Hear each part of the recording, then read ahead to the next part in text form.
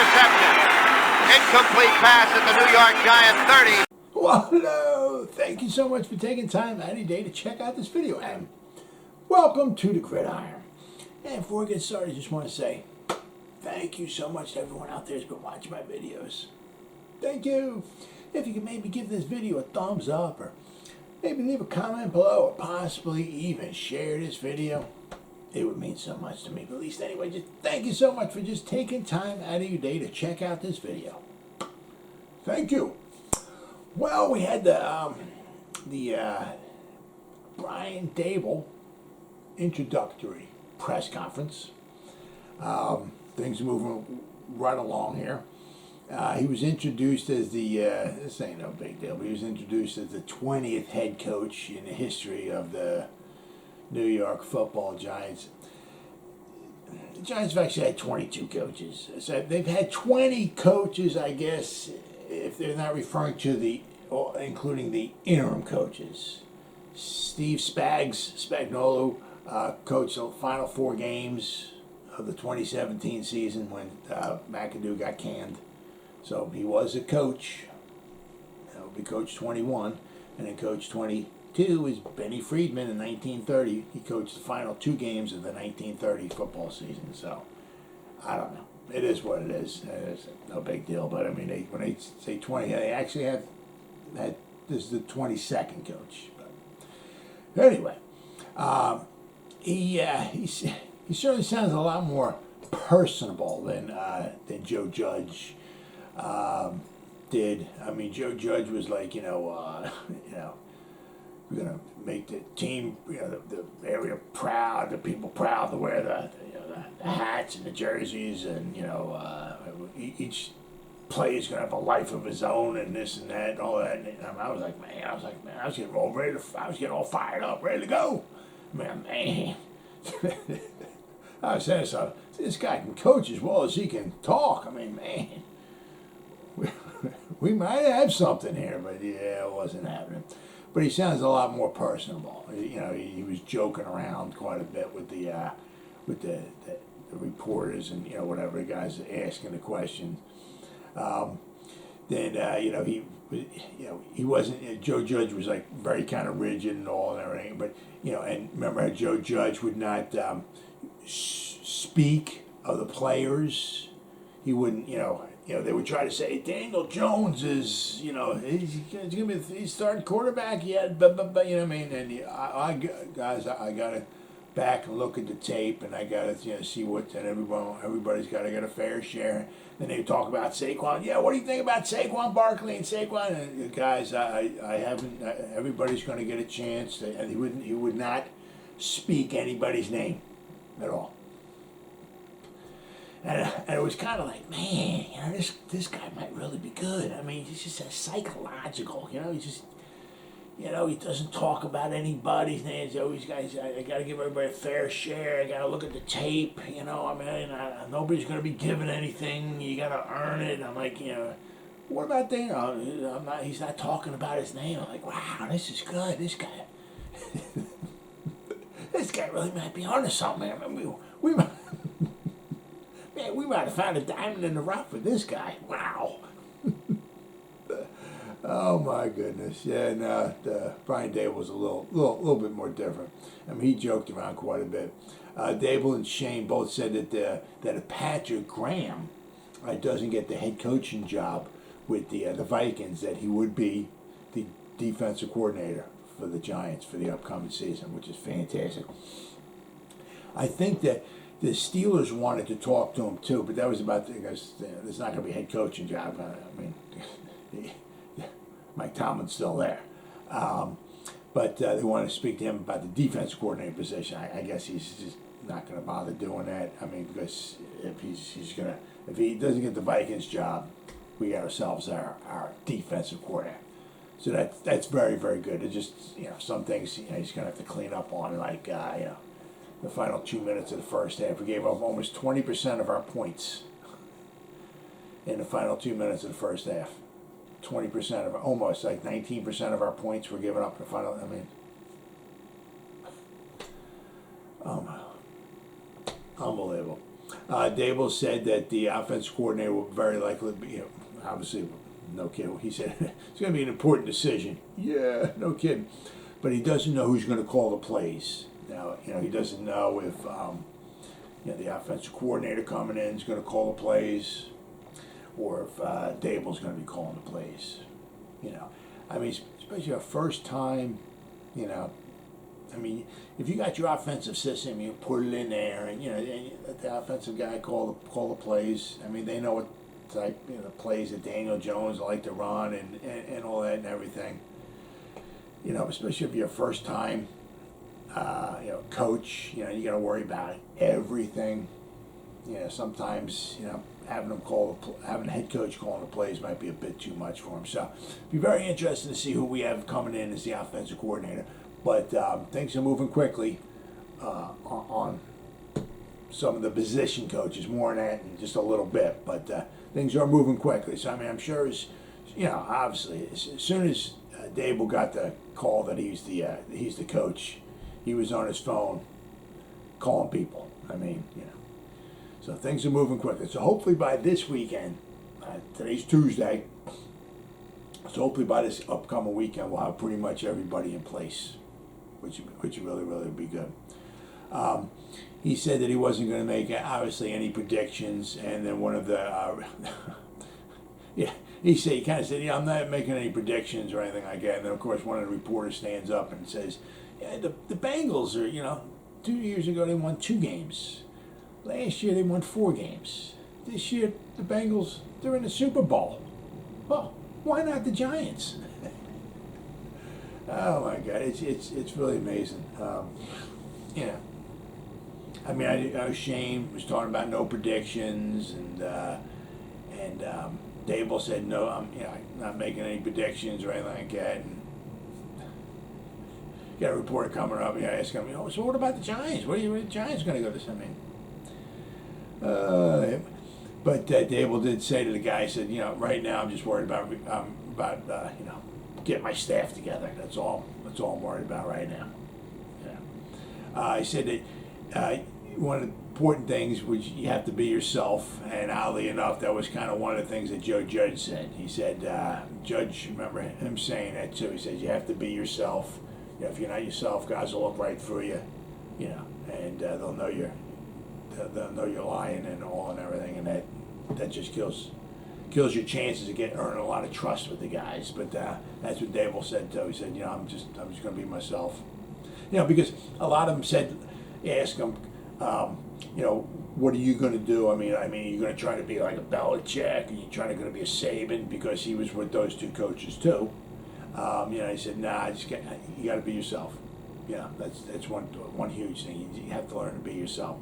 And he said for Daniel Jones, he's going to have to give him some of the things. Daniel Jones is going to have to give him some of the things that he likes to do. It's not so much. It's like some guys. It's like they bring their system in, and it's like, okay, this is what we're doing. And these are my guys, and these guys are going to run these plays. That's what Daboll tries to do is he tries to what do these guys do well. Like what does Daniel Jones like to do? What kind of pass patterns he likes to throw and all and everything, and what kind of running game he feels comfortable and all that, everything like that. But he wants to get some input from Daniel Jones, and he just kind of work from there.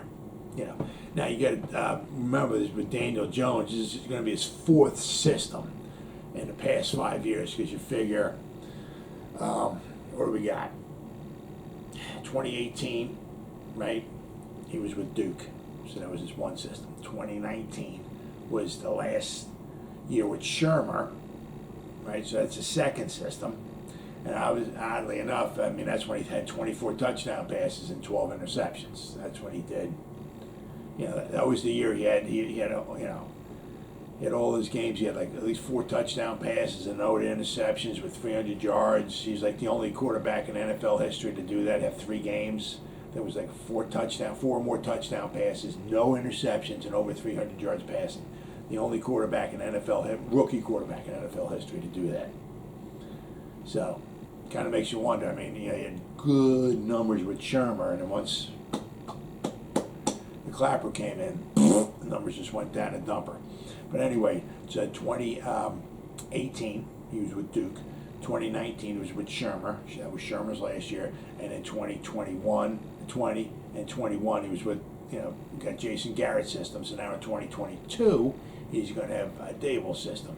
So, so you got between 18 to 22. You got 5 years there. It's his fourth different system he's going to have to learn. I mean, it's. Just one of the many things. That just kind of, with the poor offensive line, maybe poor play call, and guys getting injured. Seems like every year he's learning a new place. Bunch of plays. It's kind of tough on him. It's kind of tough on him. But it is what it is. You also mentioned he started working for Bill Belichick in the year either 2000 or 2001, making $15,000 a year. Whew. He said he was eating a lot of cereal. $15,000 a year. Mike. Well, he's making a hell of a lot more than that right now. What's funny is that Daboll worked with Belichick and Saban, and so did Joe Judge. Now, I said this before in one of my videos. Daboll's got 5 Super Bowl rings, and college football champ in 2017. He was the offensive coordinator and quarterback coach for Alabama in 2017. They won the national championship. That's when they were losing, I think it was 13-0 at halftime to Georgia in the championship game. Jalen Hurts just was doing horrible. So at halftime, they benched Jalen Hurts. Tua came in and just started lighting it up, baby. Lit it up. And what was it? I think they scored 10 points in the third quarter, 10 points in the fourth quarter. I think it was 20-20 going into overtime. I think Georgia kicked the field goal, and then Alabama scored a touchdown, and they wound up winning 26-23. It was a great game. But so he's got he's got some knowledge, and he's worked under some phenomenal. Arguably the 2 greatest coaches of all time.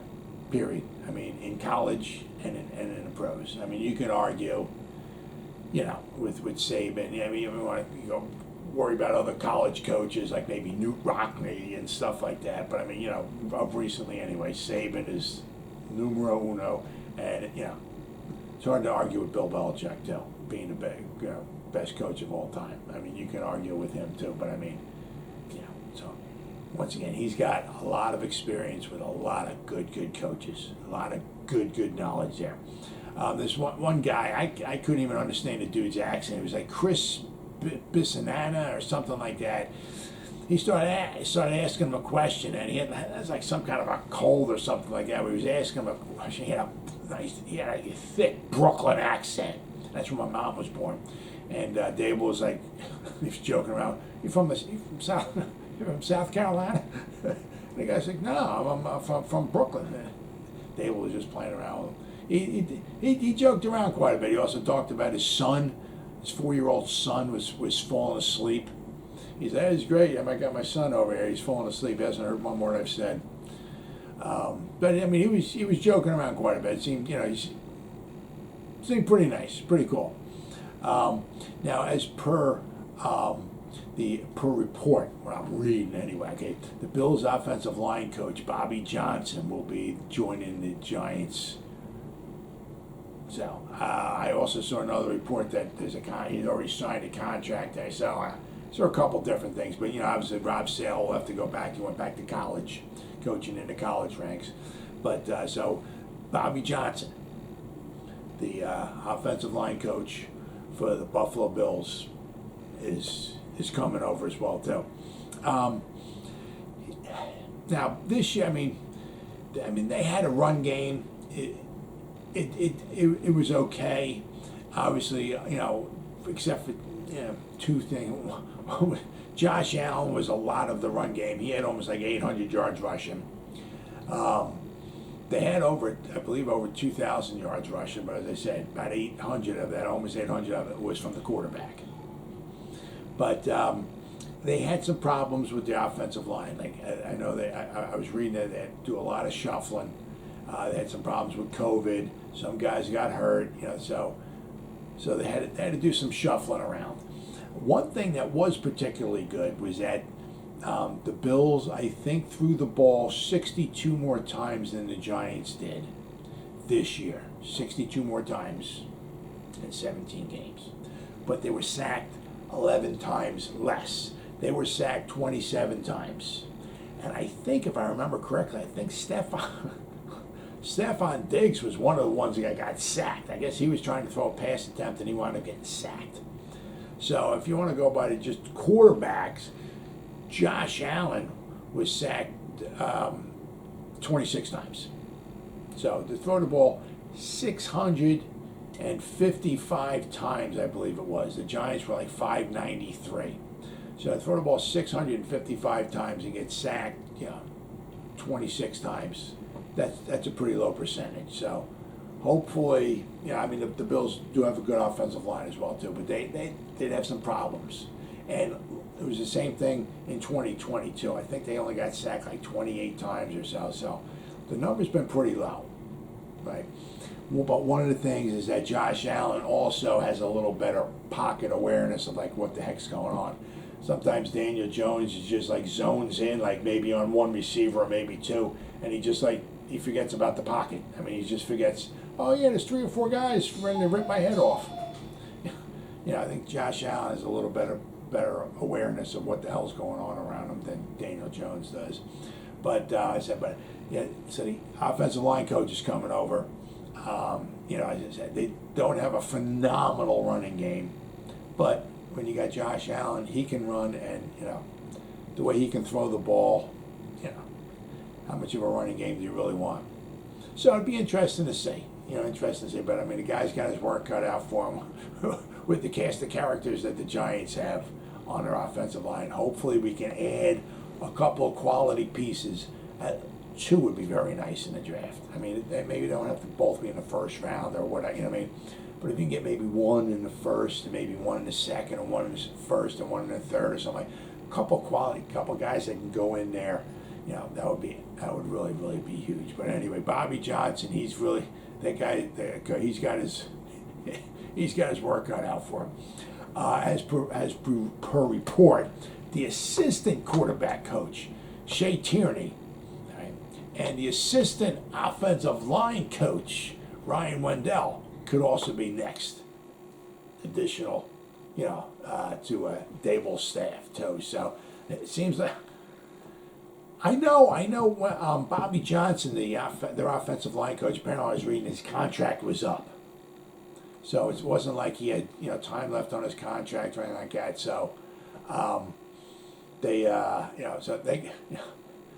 right. So apparently the offensive line coach, the assistant offensive line coach, and the assistant quarterback coach, and also possibly the quarterback coach, and the obviously with Daboll, the offensive coordinator, all becoming, and the assistant GM. So we're stealing guys left and right from Buffalo. Hopefully we can have as much success as the Bills wind up doing.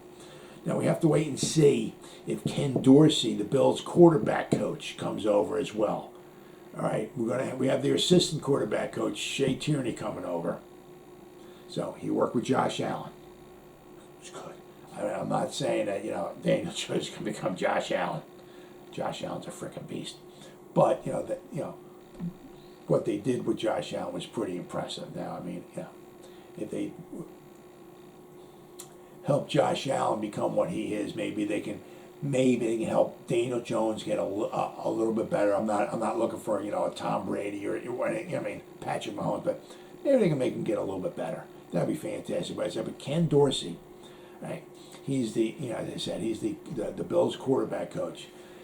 Going to be interesting to see if the Bills want to maybe try to elevate him, make him their offensive coordinator, or if they're just going to let him go as well too. They did actually. They had another interview with another coach coming in, so I don't know. I'll have to wait and see. All this stuff should clear up by this weekend. To see if who else is all wind up coming over. But they're going to want to try to get their staff as fast as possible. And also I say because we got Patrick Graham, have to keep an eye on him. with the Vikings. Now, it's interesting with the Vikings because they had a defensive coach, Mike Zimmer, and they let him go, and now they might be bringing in another defensive coach, Patrick Graham. The other thing too is that sometimes it's a shame, but I mean, they have the Rooney Rule. You have to bring in and talk face to face with one minority, or you actually have to talk to two minorities. One could be a Zoom call. Then the other one you can do has to be face to face, but you need to have at least one coach face to face, minority coach to honor the Rooney Rule. But they said the Giants, they definitely want to get their staff in place as fast as they can, because it's hard to believe today it's the first day of February. It's a little over a month away, but this is February. Next month is free agency. Then the month after that, we got the draft. So, the Giants' season's over with. All that and everything. But things are moving. Next month is free agency, and the Giants got to get their coaches in. They want to sit down, start looking at film and all that, and figure out who they're going to get rid of, because they're going to need to clear up probably. I heard Joe Shane was talking about maybe clearing up about at least $40 million worth of salary cap, because they're going to need 15 to 20 to sign their draft picks. Then if they're going to want to try to get anybody at all in free agency, they need to definitely clear up some cap space. They're going to have some dead cap room, that's for sure. But so they definitely want to get their coaches in as fast as possible so they can start making decisions on who they're going to keep and who they're going to let go for the 2022 NFL season. Well, as always, guys, thank you so much for taking time out of your day to check out this video. You guys stay safe out there. Go Giants! Woo!